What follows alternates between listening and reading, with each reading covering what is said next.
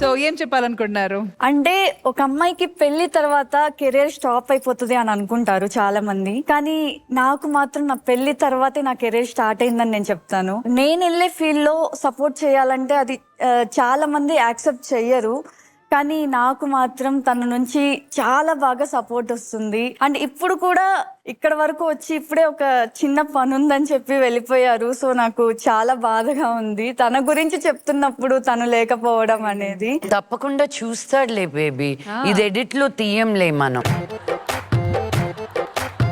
Hi Sindhu, నీకు ఓ విషయం చెప్పాలి. నువ్వు నా లైఫ్లో ఉండాలని ఫిక్స్ అయినప్పుడే నీకోసం ఎంతవరకైనా వెళ్ళడానికి ఫిక్స్ అయిపోయా. నువ్వు నా పక్కనుంటే ఎన్ని కష్టాలు వచ్చినా మనల్ని ఏం చేయలేవు. దిస్ ఈస్ మై ప్రామిస్ నాన్న. అసలు ఎవరు వాయిస్ ఇది?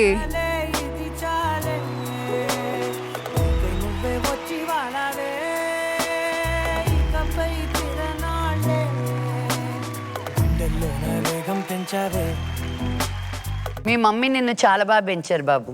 ఫస్ట్ ఆడికి థ్యాంక్ యూ చెప్పుకుంటాను నేను. It's so beautiful to see both of you.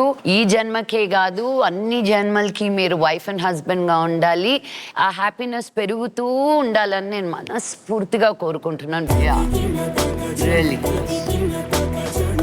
Harsha, ma'am చెప్పినట్టు ఇంకెన్ని జన్మలున్నా మీరు కపుల్ గానే ఉండాలి, ప్రతిరోజు మీ లవ్ ఇంకా పెరగాలి, ఆవిడ రీల్స్ అన్ని మీరే ఎడిట్ చేయాలి.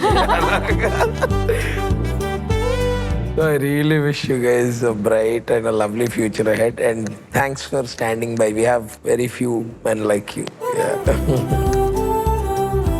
ఈ స్టేజ్ ఎలాగో ఈ ఛాన్స్ వచ్చింది కాబట్టి I want to give some surprise to her.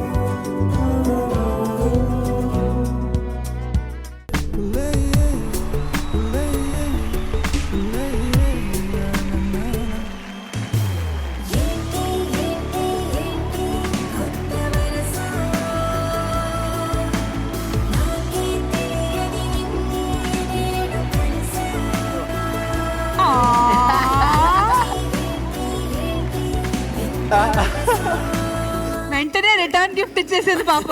Excellent,